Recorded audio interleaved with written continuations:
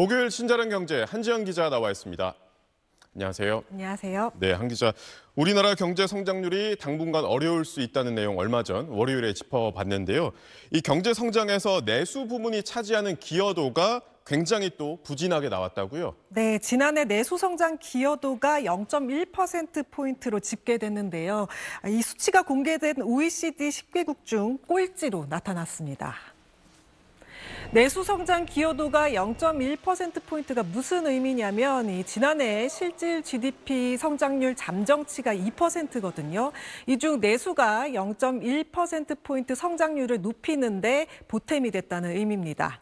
분기별로 보면 지난해 1분기 0.5%포인트 수준이었던 내수 기여도는 2분기 마이너스 0.1%포인트로 내렸다가 3분기 0.8%포인트로 뛰었지만 4분기 계엄 사태로 경제 심리가 얼어붙으면서 마이너스 0.2%포인트로 다시 뚝 떨어졌습니다.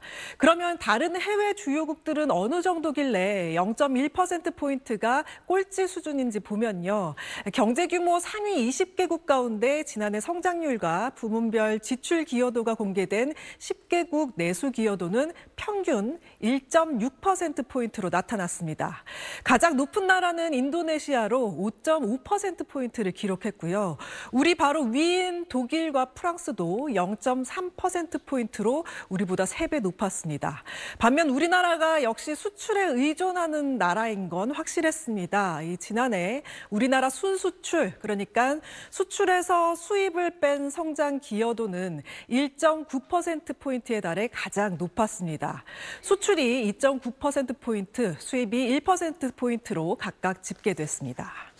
네, 내수 부진이 지금도 문제인데 장기 하락 추세에 접어들었다는 대한상공회의소의 전망이 나왔네요. 네. 근데 이게 단기적인 요인보다는 이 구조적인 요인이 적용한다고요? 네, 이 1996년부터 2024년까지 국내 소비 연평균 성장률은 이렇게 보시다시피 꾸준한 하락세를 보이고 있는데요. 네.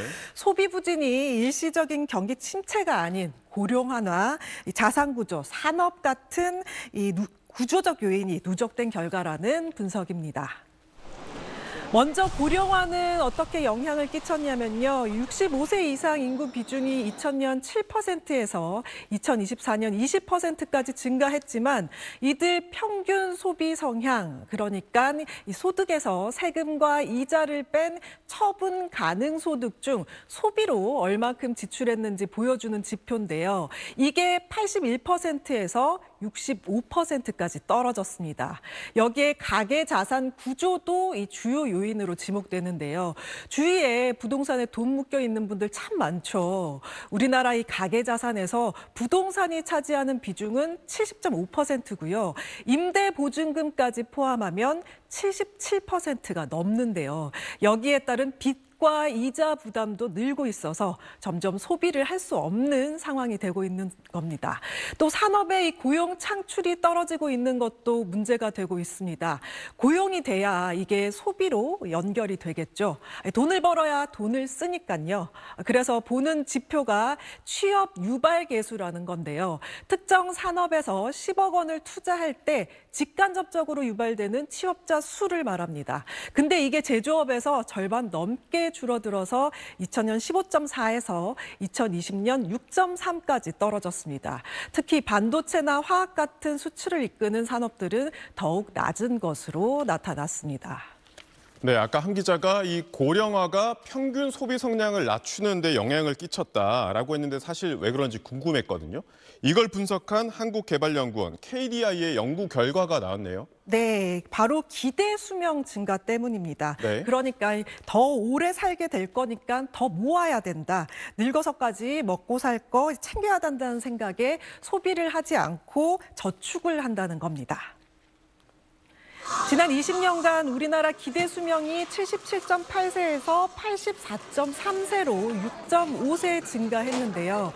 같은 기간 평균 소비 성향이 3.6%포인트 하락했고 연평균 민간 소비 증가율은 3%로 연평균 GDP 성장률 4.1%를 밑돌았습니다. 국내 경제가 성장하는 속도만큼 소비는 늘어나지 않고 있다는 의미입니다. 이런 소비 성향이 떨어지는 건 은퇴 이후의 삶에 대비해서 저축 동기가 강화된 것과 연관이 있다고 할 수 있는데요. 연령별로 보면 모든 연령대에서 소비가 떨어졌지만 특히 고령층에서 하락세가 두드러졌는데요. 상대적으로 소득 수준이 높은 5060이 3.9%포인트 하락하며 지갑을 더 닫고 있는데 전체 소비 성향 하락분의 절반을 차지합니다. 다만 KDI는 평균 소비 성향이 오는 2034년 46.3%로 저점을 찍고 다시 반등할 것으로 전망했습니다. 기대 수명 증가세가 점차 둔화하고 상대적으로 소비 성향이 높은 75세 초고령 인구의 비중이 늘어나는 것을 이유로 들었습니다. 그렇군요. 잘 들었습니다.